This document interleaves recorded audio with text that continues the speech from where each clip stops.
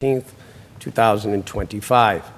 As an elected Republican, I promise to hold these values in my decisions and votes, as well as listen to the constituents who elected me when making my decision as a member of the Trust Funds Commission. I am a staunch constitutionalist in the likes of our great former United States Supreme Court Justice Antonin Scalia, and I believe in the clearly divided lines of separation of powers within government. We are a country of laws. Regardless of what we may have been done here customarily, it's not the deciding authority to convene meetings by one branch on behalf or for the benefit of another branch. This is what is happening here today. This is not law, and this is not separation of powers as outlined in the Massachusetts Declaration of Rights, Article 30, which in and of itself is the basis for the formation of our three separate branches of government.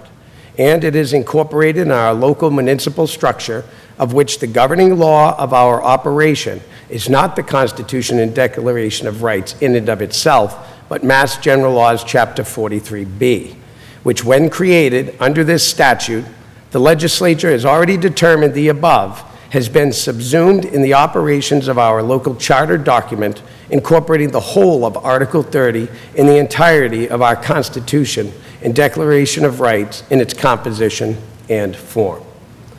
The convening of this meeting of the Trust Fund Commissioners called to order by the Assistant Town Clerk crosses the line of the separation of powers, which the legislature has not authorized under our structure of government by statute and is not an approved method under our local form of government, which is a chartered home rule procedural government, lastly amended in state statute in 1967 pursuant to Massachusetts General Laws, Chapter 43B.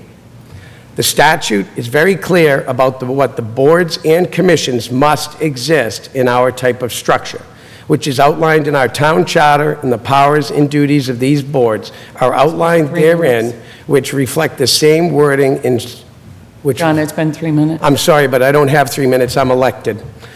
The statute is very clear about what boards and commissions must exist in our type of structure. It doesn't need to be on the agenda. I'm an elected official. You still need to follow the agenda. You have to follow the agenda. There was no comment section, so the Absolutely. first order is to elect officers. So you wish to stifle an elected member as the assistant town manager who is of the executive? I would like to seek nominations for chair. I abstain.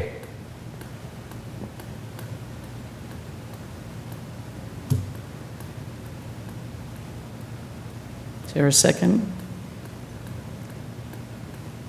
I make a motion that John Bowen be elected chairman of the commission. I abstain. It has to be seconded. There's only two of you. That's correct. It has to be seconded.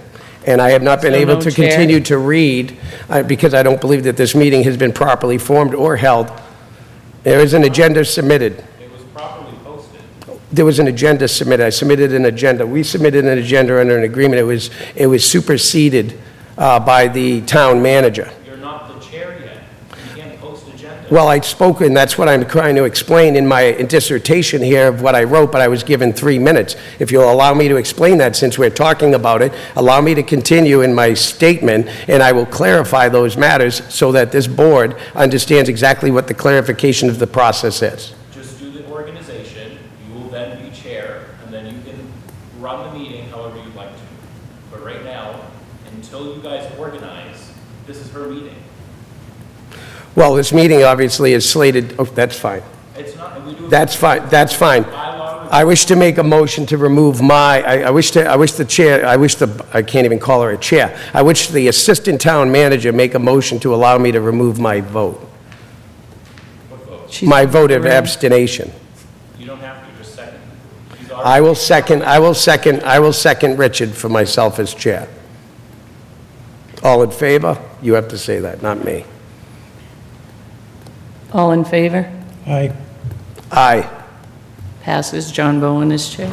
Thank you very much. Now I'd like to continue into our meeting. I'd like to thank everybody for listening to this direction. I wanted to speak in advance to this. You have to nominate vice chair. Yeah, I wanted to speak to this in a manner that was, I guess you could say, directed, okay, to a process. And I feel that the process itself has been skewed. I want to thank Richard, to begin, for nominating me as chair of this board. This chairmanship does not come lightly to me, and it does not come light to me by the way that this board was handled to be able to be convened this evening. However, I'm going to make a motion, even though I oppose this format. I'm going to make a motion, but at a later date, we are going to have a discussion exactly about the separation of powers in this town with regard to what I have to say. So I'm going to nominate Richard for the vice chair position of the Trust Funds Commission, and I am not sure if this needs to be a roll call vote, but why don't we do it in a roll call vote in any case? Roll call vote would be myself. I agree that we should make Richard Howard vice chair of this commission. Richard Howard? Aye. Richard Howard makes a determination that he would also vote for himself to be vice chair. Therefore, the board has been officially, but in my eyes, unofficially convened. I would like to continue in my statement, if that would be okay with you, Richard. I'd like to continue into further as to how the operation of this function occurred and why I believe that it should never occur in this manner within this community. I will continue. The actual convening of this meeting of the Trust Fund Commission is called to order by the Assistant Town Clerk does cross the line of separation of powers which the legislature had not authorized under our structure of government by statute and is not approved method under our local form of government, which is a chartered home rule procedure government, lastly amended in the state statute in 1967 pursuant to Massachusetts General Laws, Chapter 43B. The statute is very clear about what boards and commissions must exist in our type of structure, which is outlined in our town charter, and the powers and duties of these boards are outlined therein, which reflect the same wording enshrined in state statute governing the specific of those powers and duties. The powers and duties of the executive, neither the town clerk or assistant town clerk or the town manager may convene a meeting of the Trust Fund Commission. The claim by the town manager that somehow the Trust Fund Commission would be in violation of the open meeting law enshrined in Mass General Laws, Chapter 38, Sections 18 through 25, is a misapplication of the town manager's interpretation of the statute, which her main highlighted concern mentioned is Section 20A, which reads as follows. And this is where I wanted to read before we convene this board. Except in an emergency, in addition to any notice otherwise required by law, a public body shall post notice of every meeting at least 48 hours prior to the meeting, excluding Saturdays, Sundays, and legal holidays. In an emergency, a public body shall post notice as soon as reasonably possible prior to the meeting, and notice shall be printed in a legible, easily understandable format, and shall contain the date, time, and place of the meeting, and a listing of topics that the chair reasonably anticipates will be discussed in the meeting. Here is the contention. Clearly, the town manager did not speak directly with the Division of Open Government because she further iterated in an email to the elected members here before you that she is acting as to what is customary.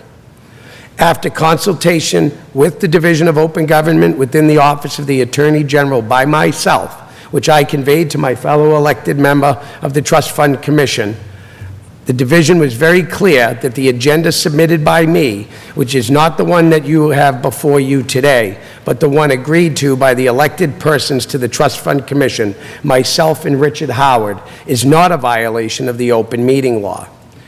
We are in our right and responsible by our duty and oath to file our own agenda regardless of whether a chairman exists. The elected members are members upon swearing of the oath of office and completion of the conflict of interest law training within 2 weeks of our swearing into the office for which we serve and have authority to act. In legal context, as an aside for clearer understanding, in Massachusetts there exists the law of preemption, which determines whether state law supersedes local ordinances on any given issue. Please keep in mind, we have no ordinance that states whatever is customarily done in the past so I am going to apply it as any given issue. The key aspects are express preemption or implied preemption. Express preemption is when state law explicitly states it overrides local laws, and implied is where the state law implicitly occupies a field or conflict with local regulations. However, in general context, if state law is silent on preemption, courts assess whether the state's legislative purpose can be achieved despite the local regulation. Well, clearly and specifically, the latter in this instance would define our actions as commissioners with creating our own agenda can achieve the desired result without the executive.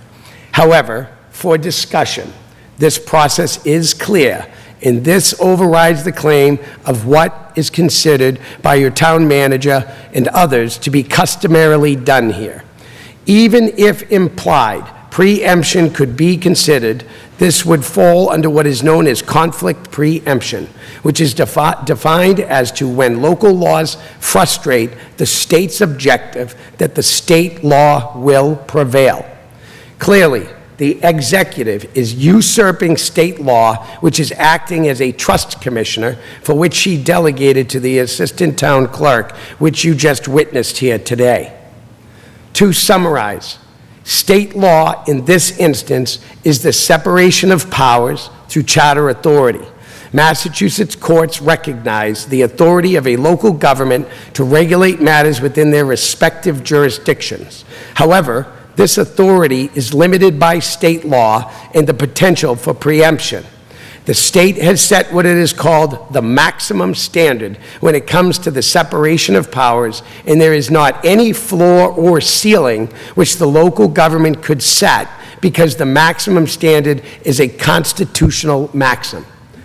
Clearly, our charter is guided by the separation of powers, and this is the maximum set by the state with which the local government cannot change and is supported in the passing of Mass General Laws, Chapter 43B. Clearly, the executive is overreaching in their authority and violating the separation of powers. Clearly, the executive is attempting to use an approach to government not rooted in law, but in custom. This is not legal. However, to humor the discussion, the town manager has not provided any evidence to the customary manner, but again is moving on the press of, quote, I say, someone told me. We know what happens when we do things like this because, quote, it is what we have always done, and we've heard it time and again in town. Even our own select board has mentioned this manner of operation should not occur. I wish to call to mind a recent issue of our recent past to highlight the seriousness of this issue because its relevance is related to some authority for which the Trust Fund Commission holds authority. And this is regarding the handling of monies in this town that, if not had been rectified, would have been detrimental on the town, specifically the issue from a short time back, mind the way, within our Finance and Treasury Department, where customary behavior was incorrect, wrong, and a turnover policy was needing to be created to prevent bad things from happening because of rogue actors or because of people who were doing things customarily as we have always done. This is what happens when the rule of law is allowed to be blurred or ignored by custom or substituted, and I wish to defer to my statement as written by James Madison in the Federalist paper regarding the usurping of one branch over another, even within the context of administration. This is number 48 of the Federalist Papers. I shall undertake in the next place to shew that unless these departments be so far connected and blended as to give to each a constitutional control over the others, the degree of separation which the maxim requires as essential to a free government can never in practice be duly maintained. It is agreed on all sides that the powers properly belonging to one of the departments are not to be directly and completely administered by either of the other departments. It is equally evident that neither of them ought to possess directly or indirectly an overruling influence over the others in the administration of their respective powers. It will not be denied that power is of an encroaching nature, and that it ought to be effectually restrained from passing the limits assigned to it. After discrimination, therefore, in theory, the several classes of power as they may in the nature of being legislative, executive, or judiciary, the next and most difficult task is to provide some practical security for each against the invasion of the others. What this security ought to be is the great problem to be solved. And I thank Mr. Madison, the great esteemed Mr. Madison, for that statement. For that is why we have a separation of powers today. The outcome of the separation of powers was the prevention of despotism, which ironically, we have been subjected to that here today by the executive.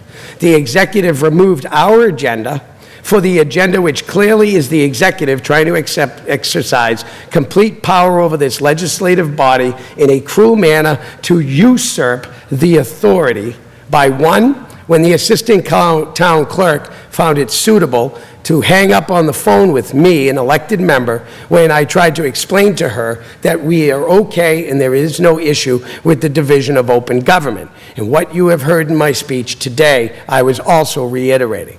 And the town manager, who I have engaged in email, had failed to listen to the evidence of which I submitted in communication with this other elected member, has failed to engage those communications of approval of the agenda for which is not the one that you're viewing today, or even to hold an office meeting with both elected members as a housekeeping matter, but just took it upon herself to claim authority where she claims is by custom.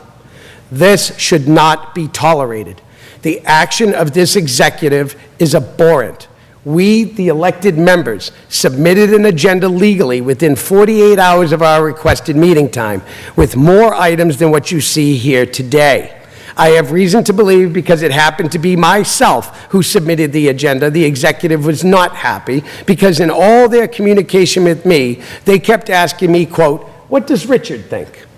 And if we do not hear from Richard, I will have to listen to my boss, the town manager.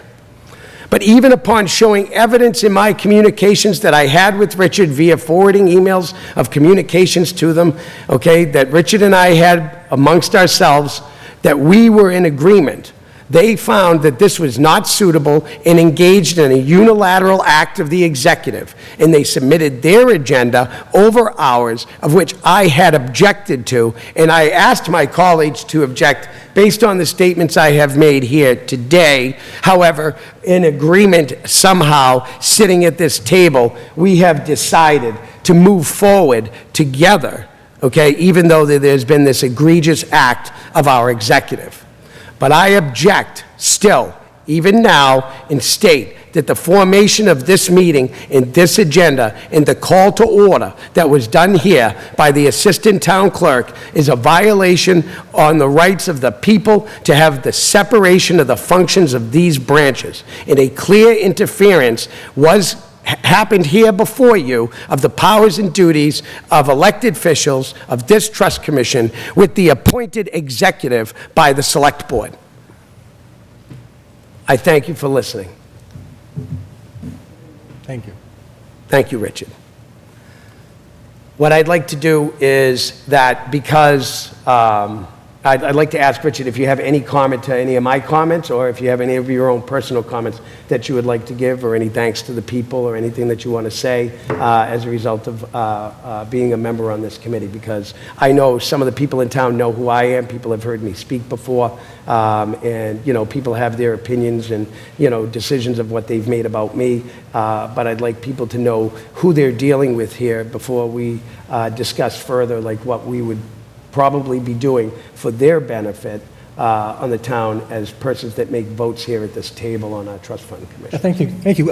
It's been approximately 20 years since I last served the town of Lunenburg. I was on the finance committee for 5 or 6 years, back in the late 90s, early 2000s. So it's been quite a while, so a lot of the procedural work is a bit fuzzy in my mind on how, committees operate and have to function within, guidelines, statutes, and the norms. So I'm very interested in, making sure that the trust funds that exist are really being managed by good stewards, that where people are watching the investments, make sure they're done appropriately, efficiently, that we're not, getting excess fees and the wishes of those people who benefited all these funds to the town, that we are being good stewards of those donations that they made in the free funds. So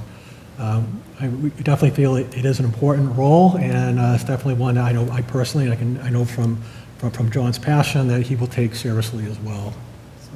So thank you for the folks who did select me. It was kind of a last-minute thing. It was Friday night before election on Saturday that I threw my hat into the ring and started calling around. And my wife sent a few texts, and here I am today. So thanks. Thank you. And I'm extremely grateful that the both of us have the same vision with the direction of the Trust Funds Commission, particularly the cost and fees of withdrawals, the uses of interest, investment, the management, particularly in the expendable trusts, the management of how those funds are expended and how they actually affect the overall rate of return annually, quarterly, and daily, for that matter. We did have a number of items that Richard and I did discuss to add to the agenda, because just so everybody understands, under the open meeting law, everything's a surprise, which you noticed the surprise on Richard's face when I began reading. There are some things that we don't communicate, but we bring here to openly debate before the public, to take public comment and so forth, because this is your government, okay, of which you have made us stewards to take care of a certain aspect of it and the powers and duties that have been enshrined to us through Mass General laws and our charter. So in that, Richard, I'd like to just add some items that we had listed across an email with no debate, because we're not allowed to place on an agenda. And I'd like to add these things for our next meeting and establish a time for our next meeting. So I have here Mass General Laws 203C, which is the prudent investor rule, which, Richard, I'm just going to toss you out there. You understand the prudent investor rule based by your occupation, I would say? Well, I'm not in the financial services industry, but I've been in accounting for 38 years. So he understands that there is as I do, that as a commission, we have a duty to work with the treasurer and the finance director, in the management of a certain amount, a specific itemized list of trusts. Not all trust funds in town are handled by us, but there is a certain list that we work with. And we work with them trying to obviously acquire the best rate of return that we can on the interest, because that comes back to all of us as residents. The town of Lunenburg passed the prudent investor rule in 2024 at special town meeting, and we're here to engage in that manner as has been directed by the town and town management. I would like to have that for our first agenda item coming up for new business, is to discuss the parameters of that. I would also like to discuss and review the accounting methods that are used by the treasurer and the finance director for trust funds, ensuring that it coincides with a mark-to-market accounting method, referencing yield and daily rates as opposed to only quarterly and annually. I know that after watching some of the public meetings of the Budget Task Force, they did have the investment firm Bartholomew and Company here. and had them kind of give an overview. I don't think it's necessary for us to have it twice, but maybe if we clip a quick video out of that to show the public about what Bartholomew and Company is saying about how the investment is operated would be beneficial to the community, and we could bring something like that in. It's very quick, a couple minutes. Okay. Number 3, to discuss and review how the handling of requests for use of expendable funds are managed, and if a policy for managing the use of these expendable funds exists and are processed, and how they're processed in consideration of Mass General Laws 203C, or one needs to be created, focusing on the entirety of the trust accounts as a pooled investment and the impact of the withdrawals on the rate of return, and what kind of a negative impact those withdrawals would be, meaning if there was a large excessive amount that was withdrawn, how is that going to affect the overall interest that we receive over each quarter, as well as Richard had mentioned, costs associated with penalties that will apply for early withdrawals of expendable funds during the investment cycle. Number 4, have a discussion to create a financial policy for the management investment of the trust funds pursuant to 203C, and how to work this out with Bartholomew Company, obviously, including the treasurer and the finance director in this. Because, you know, these are the frontline workers that we have in the community that are working for the best interest, you know what I mean, of all the constituents that we have. And I think that it's good that, that they're included at some point in time to give their, you know, their direction and what their thoughts are, so that we have them from them outside of, obviously, what they've already given the budget task force, other things that they've already given to the finance committee and so forth. And I've watched a lot of these meetings, so I have no problem making clips of their statements without having to bring them in and take them away from their job, or even cost the taxpayers extra money for them to be here on overtime. Sure, that's fine, yep. Okay, unless it's absolutely necessary. Discuss to identify the specific individual portfolio investments that are being held by Bartholomew and Company, and the percentages of how those investments are being handled, you know, between what percentage are bonds, what percentage are paper, in evaluating market trends, historical market trends, to determine, you know, over a quarterly basis. I'm not sure if we're only allowed to make changes once every quarter, or if we can do them every 30 days, or how that's set up. That's something that we would probably have to figure out without receiving a penalty in making those changes. Instead of having one static annual rate, which when you have an economy like ours that fluctuates quarterly, you know, we should take advantage of that to the percentages and the safety risks between whether we're investing in the safety of our bonds or we're taking a little extra risk to get a little bit more on our money in the investment of paper.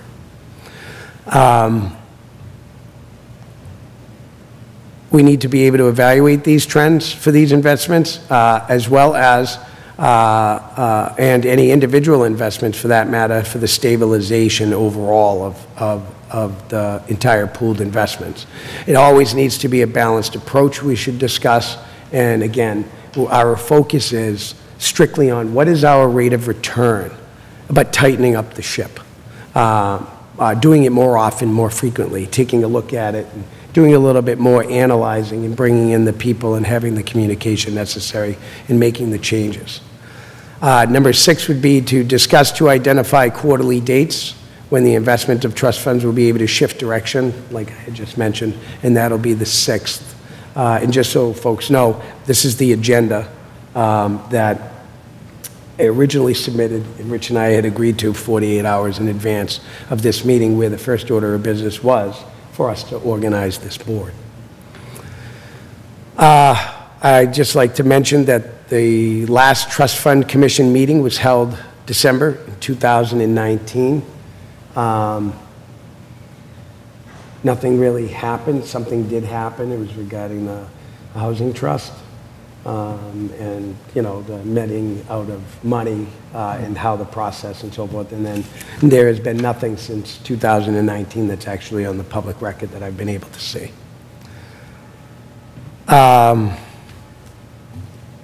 That's basically, you know, that's basically it. I mean, I'd like us to be able to set up some action items, like have some goals that we may have that you have, and we can submit those individually. You know, what your individual goal and direction is, what my individual goal and direction. I haven't seen too much of Mylene in Ezekiel's office misappropriating thing. I've been watching them over the years, like constantly Was trying. Ezekiel the person who was here earlier? No, that was a select board member. Oh, that was. Okay. Yeah, so Ezekiel is our finance director, and Ezekiel and Mylene work together really well, from what I have witnessed since they have been here in the meetings that I have watched. I don't see any management issues or anything like that that I can see. I don't know if there's any specific policy that maybe we're not privy to. I know that there was question about doing an evaluation of the investment firm.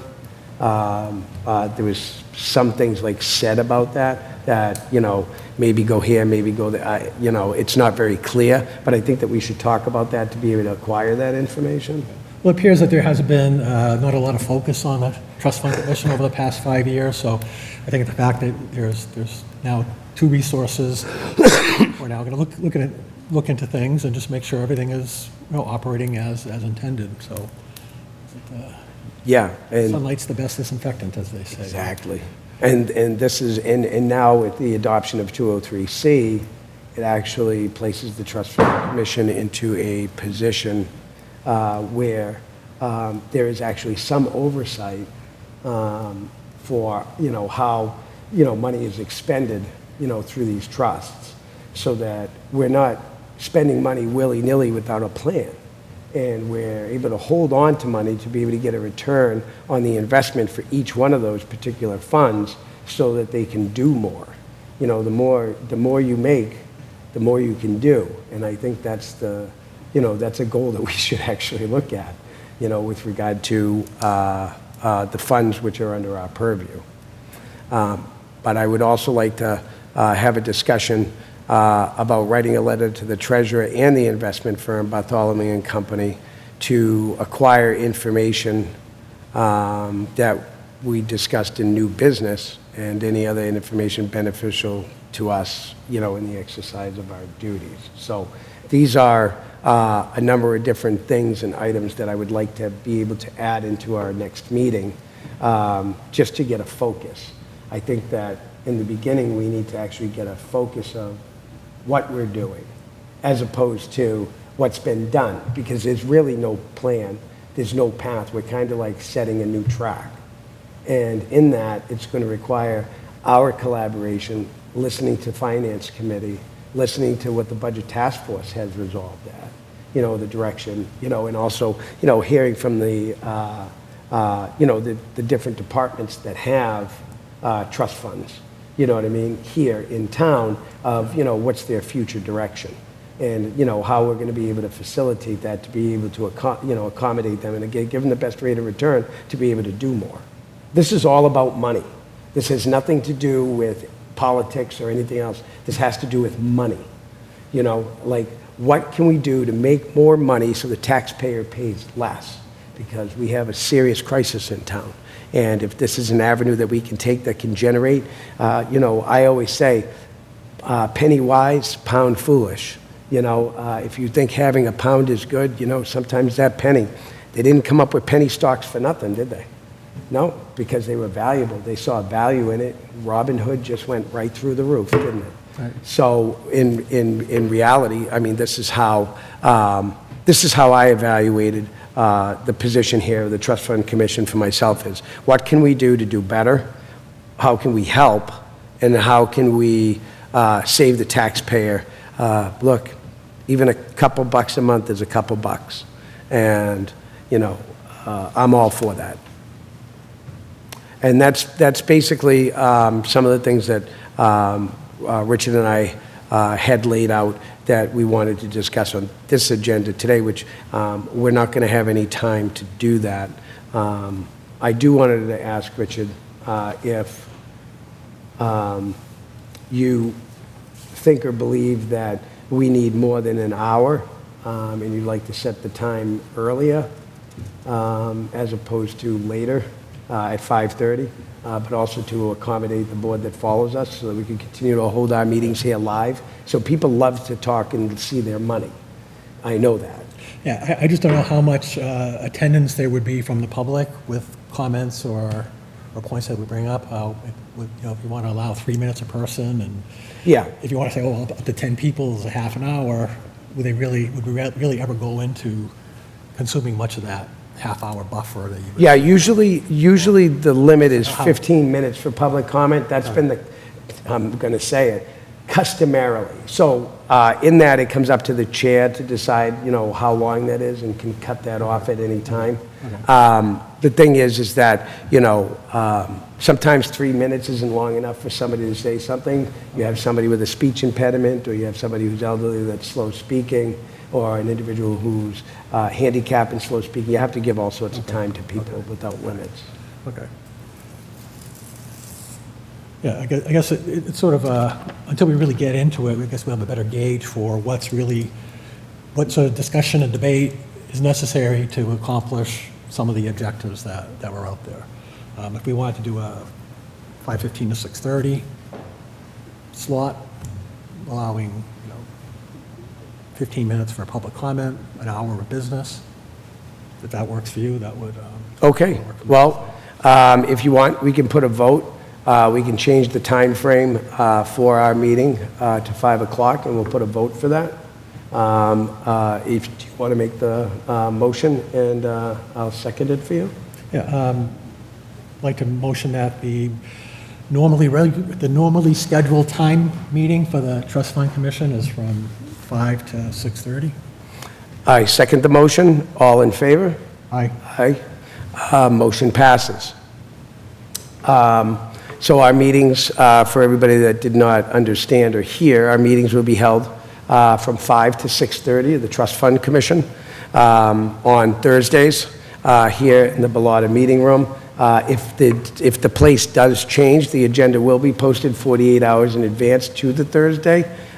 Please look online, or you can check on the board out front of Town Hall. The town clerk always posts them there, which is required by law for the paper posting outside, at least as the law is written in this town. Other than that, we can schedule an upcoming meeting for, did you want to handle the meetings on the second and fourth Thursday of the month?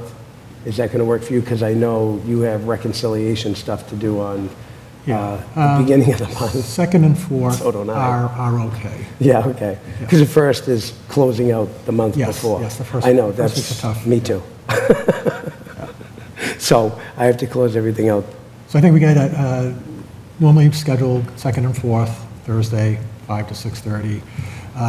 If there is nothing, no real action items or agenda, we could obviously, with 48-hour notice, cancel if there's just nothing Sure. to do. Sure, and if there's nothing, we'll definitely not have a meeting, but I'm saying is that we will post that the next meeting that we have will be the second week in July. Second Thursday and the fourth Thursday. Yeah, which will be July 9th, 10th. So our next meeting will be July 10th, 2025, at 5 o'clock.